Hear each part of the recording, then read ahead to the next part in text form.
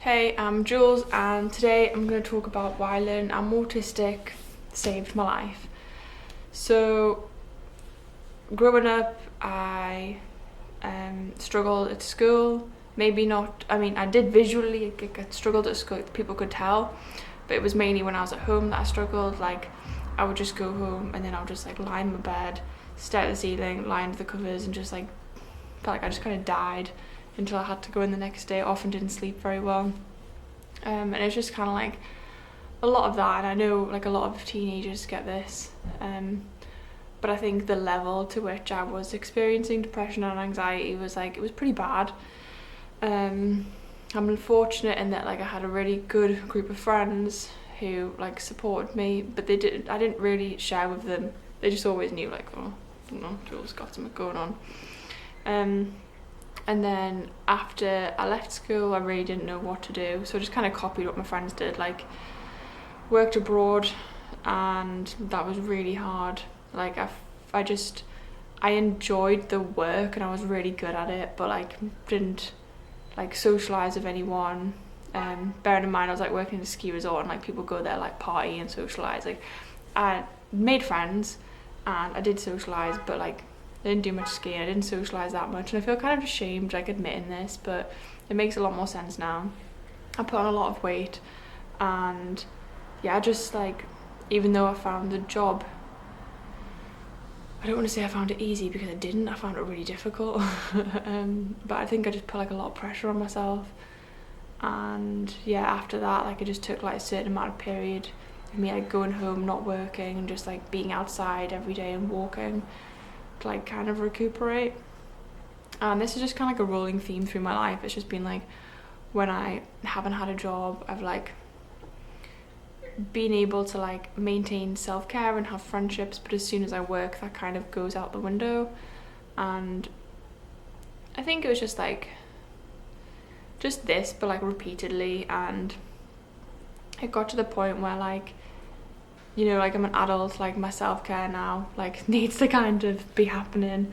And when I say like my self-care is not taking place, like I'm not going to go into detail about the level, but like, well, I guess I can say some things. Like when you're autistic, because your sensory sensitivities are like heightened when you're overwhelmed and you're burnt out, like brushing your teeth really hard, like washing your face, getting in the shower.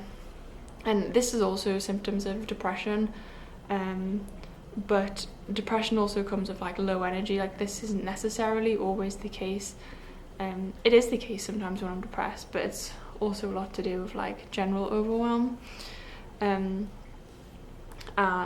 like growing up, like sometimes I found brushing my hair hard, and like you might not know this about me, like if you're watching this, but like I did. There was like a period of time where I remember one of my friends had to like cut knots out my hair because I was like sensitive to like brushing it. I'm sensitive to like putting certain creams on my face. Like I think it's just all part of being autistic. Like we are sensitive to like certain stimuli, and at school I hated going in the lunch hall because of plates. Anyway, I've mentioned this before. The point is that it just got to a certain point in my life where like I felt like I was always searching for like answers externally. Like I felt like the world wasn't fair, so I was always drawn to like social justice jobs, and it just got to a point where I was like, the world isn't fair, but for me, like why is it like I'm a person of privilege, like this life's not supposed to be this hard. Like I'm watching other people turn up and live their life and they're not struggling in the same way I am. And I just got so burnt out to the point where it wasn't that I necessarily wanted to kill myself.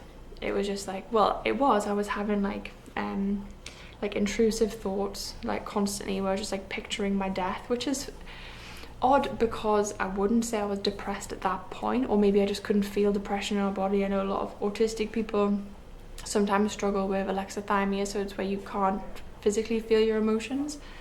I don't know if it was that, or the other thing is also like OCD, where you get intrusive thoughts. And it was just like I was so tired, like I was just like, I can't do this anymore.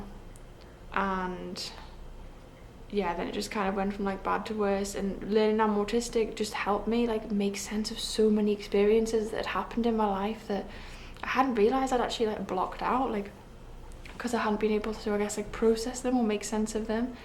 it helped me realise why, despite having friends back home in England, I could just sit in like crowds, like groups of people, and feel so alone. And I think it just comes from sharing an experience that you're going through and people not being able to relate to it, like they couldn't. And yeah, it just really helped with that. It helped me understand why I do go through periods where I really need a lot of alone time, and other times I can be more sociable. And it helped me learn about unmasking. That was a big one. I think because I have masked for so long, it is quite difficult for me to know like what the autistic part of me is like and what the masked version is. But this just takes time, right? Like it's been 3 years I think since my diagnosis. I've come a long way since then. It amazes me still the amount of pressure that society puts on you, even though like you know you're autistic and like you try to explain to people and they don't really get it. But thankfully that's why having an autistic community that I've met has been really helpful and really important to me. Like all the people I've met here in Vancouver have been, well, we're so supportive of each other. They've been really supportive of me. Yeah, and I'm really appreciative of that.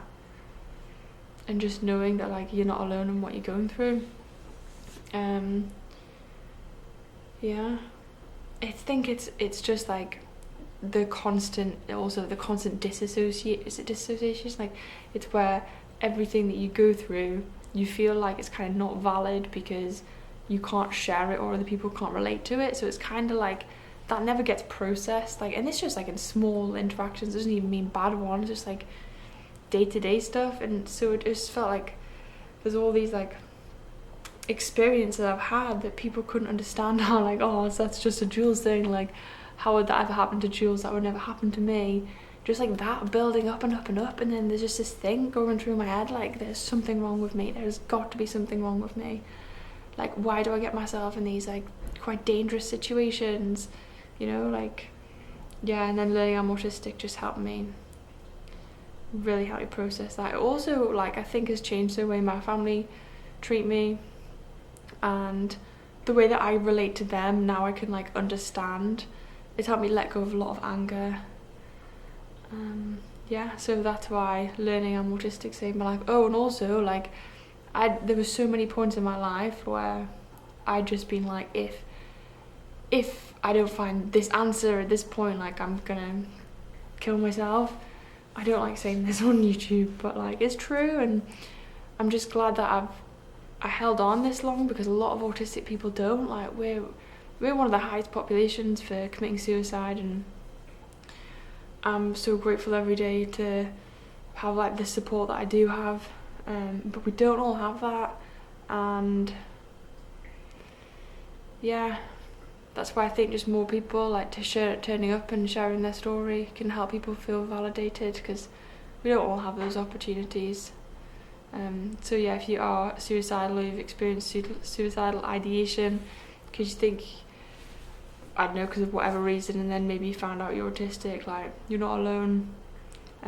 The world is tough, and it's especially tough when you're having to bend your brain to fit into it. Yeah, thanks for watching my video.